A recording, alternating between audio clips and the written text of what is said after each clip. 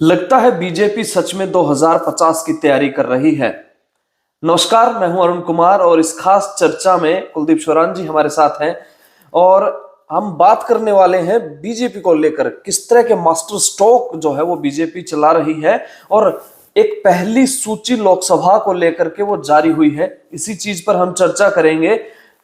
Sir, पहली list जारी हो गई है बीजेपी की, लेकिन हरियाणा में जो है एकाएक एकदम से कड़ाके की ठंड चल पड़ी नेताओं में। एक बड़े तूफान का, एक बड़े कह सकते हैं कि एक हलचल का जो है मैसेज आ रहा है। क्या है वो चीज? एक बड़ा कांग्रेस का नेता भी कोई शामिल होने वाला है, क्या है पूरा मामला? देखिए, उन्होंने बीजेपी की जो पॉलिटिक्स है उसको आप देखिए। उसने दो दो पूर्व मुख्यमंत्रियों को चुनावी मैदान में उतार दिया है। राजस्थान के अंदर जो है 7 पूर्व सांसदों के टिकट काट दिए गए हैं। दिल्ली के अंदर 4 पूर्व सांसदों के टिकट काट दिए गए हैं। और हरियाणा के अंदर भी एक ऐसा नेता जो भिवानी महेंद्रगढ़ सीट पर प्रबल दावेदार था, उसको अलवर में शिफ्ट कर दिया है। इसके साथ साथ हरियाणा की पॉलिटिक्स में भी बीजेपी एक बड़ा धमाका कर सकती है, क्योंकि चर्चाएं चल पड़ी हैं कि एक सीट पर बीजेपी के खाते से एक ऐसे कांग्रेस नेता की एंट्री हो सकती है जो कांग्रेस के माहौल और समीकरण दोनों को बिगाड़ने का काम करेगा। सर, बात कर रहे थे भूपेंद्र सिंह यादव की, जो जिस तरह से उन्होंने ऑफिसेज खोले थे भिवानी महेंद्रगढ़ में और वो पूरी टीम उनकी तैयारी कर रही थी, लेकिन एकाएक वहां से टिकट दे देना, वहां भेज देना। और जैसे आप बता रहे थे, कोई बड़ा कांग्रेस का नेता शामिल होने वाला है। कुछ बहुत बड़े उलटफेर में बीजेपी है शायद। देखिए, बीजेपी जो तैयारियां वो बता रही है कि हरियाणा की पॉलिटिक्स में बीजेपी ऐसे पैतरे खेलेगी जिसके चलते वो सभी 10 की 10 सीटों को दोबारा जीतने की तरफ आगे बढ़ेगी। भूपेंद्र यादव को 3 दिन पहले तक भिवानी महेंद्रगढ़ सीट पर मजबूत दावेदार माना जा रहा था और धर्मवीर सिंह के बजाय उनको वेटेज ज्यादा जारी थे। इसके अलावा 4 और यादव दौड़ में थे, चाहे सुधा यादव थी, चाहे संतोष यादव थी, चाहे अभय सिंह यादव थे और चाहे भूपेंद्र यादव थे। तो 4 वादों के बीच में जो है कहीं ना कहीं लगता था कि धर्मवीर सिंह फंस जाएंगे। लेकिन एकदम जैसे 3 दिन पहले इशारा मिला, भूपेंद्र यादव ने अपनी टीम को यहाँ से भिवानी से अलवर शिफ्ट किया, तो संकेत मिल गया था उनको कि आपको तैयारी भिवानी की नहीं करनी है बल्कि अलवर की करनी है। और ऐसे में भूपेंद्र यादव को अलवर से चुनाव मैदान में उतारकर कहीं ना कहीं बीजेपी ने 2 चीजें करने का काम किया है। देखिए, वैसे तो जो अलवर के पूर्व सांसद बालकनाथ हिसार हरियाणा के रहने वाले हैं और उनको लेकर चर्चाएं चल पड़ी है कि रोहतक से प्रत्याशी हो सकते हैं। तो अगर ऐसा होता है तो भी हरियाणा की पॉलिटिक्स में बड़ा उलटफेर होगा, कांग्रेस के लिए परेशानियां बढ़ेंगी। और साथ साथ यहाँ पर जो बीजेपी के 5 से 6 सांसदों को सांप सूंघ गया है, क्योंकि हर जगह मौजूदा सांसदों के टिकट कटे हैं।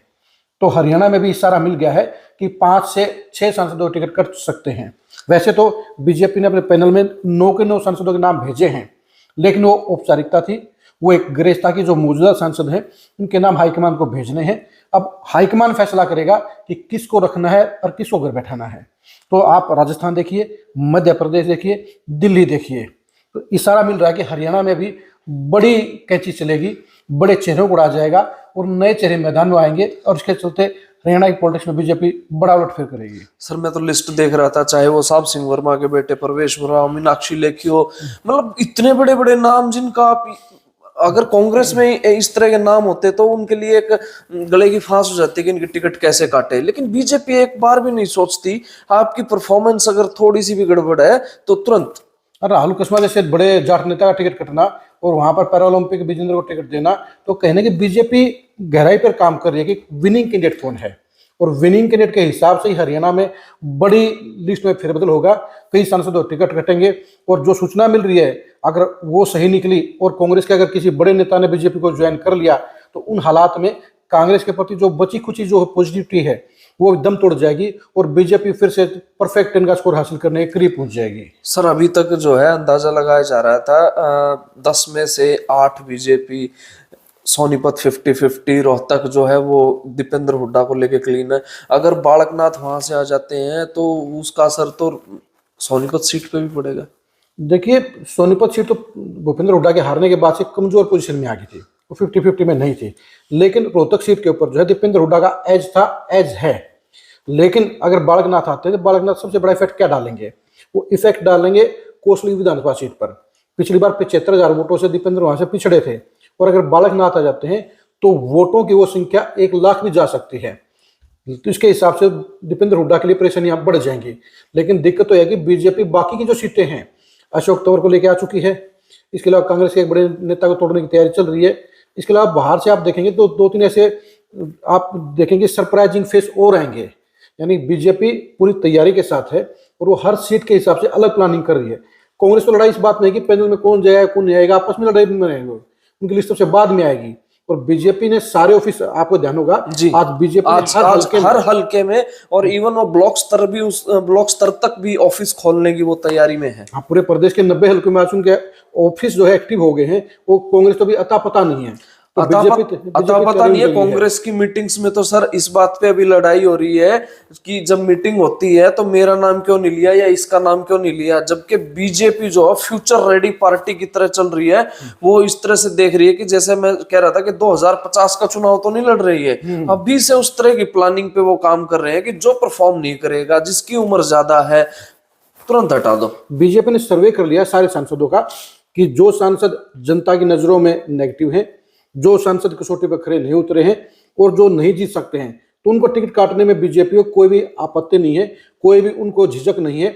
दूसरी तरफ कांग्रेस में क्या सीटिंग गेटिंग परिवारवाद, तो कांग्रेस तो वहीं फंसी हुई है। लेकिन बीजेपी का जो एक्टिव मोड है वो कहीं ना कहीं बता रहा है कि हरियाणा के अंदर बड़ा तूफान आने वाला है और कांग्रेस के लिए परेशानियां बढ़ने वाली हैं। सर बड़ी बात है, हम सोचते तो हैं कई बार कि कांग्रेस जो है आ जाएगी, प्रदेश में क्राइम हो रहा है, मोदी के नाम का इतना असर नहीं है, ये चीजें हैं। लेकिन जब बीजेपी की आप वर्किंग देखते हो ना, चाहे वो कास्ट फैक्टर है या फिर और दूसरे फैक्टर हैं, उनको इस तरह से जोड़ के ऐसी केमिस्ट्री तैयार कर देती है कि वो पिक्चर सुपर हिट हो जाती है। देखिए, बीजेपी के पास मोदी जैसा फेस है जो ना कांग्रेस के पास ना आम आदमी पार्टी के पास है, और साथ में वोट बैंक भी है। तो वो एक जो है दिखती कम है लेकिन असर ज्यादा डालती है। कांग्रेस की आवाज ज्यादा है। जैसे कुछ साल पहले तक जो है चौटाला साहब के लिए हर जगह से आवाज आती थी, उनकी बड़ी सफल रैलियां होती थी, लेकिन रिजल्ट उनका डाउन रहता था। कांग्रेस साइलेंट किलर थी, सरकार बनाती थी। वही हालात कहीं ना कहीं बीजेपी के आज हो गए हैं। जहां कांग्रेस थी वहां आज बीजेपी खड़ी है, और जहां कांग्रेस खड़ी है वहां पहले इनेलो होती थी। तो यही वजह की जो ये आने वाला जो लोकसभा चुनाव है उसमें मुझे लगता है कि बीजेपी हरियाणा को लेकर कहीं ना कहीं एक बड़ी खिचड़ी पका रही है, और इस खिचड़ी में कहीं ना कहीं घी कांग्रेस से लाकर डाला जाएगा और भूपेंद्र यादव को अगर भेज के, तो कहीं ना कहीं बीजेपी की तैयारियां बता रही है कि हरियाणा में बड़ी उथल पुथल होगी, जिससे बीजेपी के वर्तमान सांसदों के अलावा कांग्रेस के भी बड़े नजर चेहरों के ऊपर भी कांग्रेस को नुकसान होगा। कहीं ना कहीं कांग्रेस के बड़े चेहरे टूट सकते हैं। बिल्कुल नहीं, जिस तरह से आप बता रहे थे, हम अपने दर्शकों को भी बता दें कि बीजेपी की जिस तरह से जो पहली लिस्ट आई है उसने एक बड़ा जबरदस्त सा इशारा कर दिया है कि ना तो वो सांसद जो अभी बैठे हैं वो इस खुशफहमी में रहे कि उनकी टिकट है, सेफ है, उनको उस खिड़की का पता है जहां से टिकट मिलती है। ये वहम बीजेपी पहले भी निकाल चुकी है और अब फिर उसने निकाल दिया, ये पहली लिस्ट जारी करके। और दूसरी, कांग्रेस के लिए एक बड़ा झटका देने के लिए बीजेपी पूरी तरह से तैयार है। एक बड़ा चेहरा जो है भिवानी महेंद्रगढ़ से, वो बीजेपी ज्वाइन कर सकता है और बड़ी उथल पुथल वो हरियाणा में हो सकती है। नहीं, भिवानी महेंद्रगढ़ छोड़िए, आप जो है हरियाणा में उससे कहीं भी बड़े लेवल का जो है पुणे की, ये भिवानी महेंद्रगढ़ की बात नहीं है, वो पूरे हरियाणा की इम्पैक्ट डालने वाले जो सियासत को बदलने वाला चेहरा कहीं ना कहीं बीजेपी में आ सकता है। यानी कांग्रेस के माहौल को कमजोर करने के लिए बीजेपी अपने चुनावी कैंपेन को बूस्ट करने के लिए ऐसे चेहरों को तलाश रही है, अपने साथ जोड़ने के लिए कवायद कर रही है, जो बीजेपी के लिए जीत की संभावनाएं बढ़ाएंगे और कांग्रेस के लिए परेशानियां खड़ी करने का काम करेंगे। क्या बात है। तो आप भी देखिएगा, ये लिस्ट हम डाल भी देते हैं डिस्क्रिप्शन में, नाम भी डाल देते हैं। और इस चर्चा को लेकर के आप क्या सोचते हैं? क्या बीजेपी कोई बड़ा खेला वो करने जा रही है? क्या जो मौजूदा सांसद आज बीजेपी के बैठे हैं उनकी खुशफहमी को तोड़ेगी? और क्या कांग्रेस को एक बार फिर एक बड़ा झटका वो बीजेपी देने वाली है?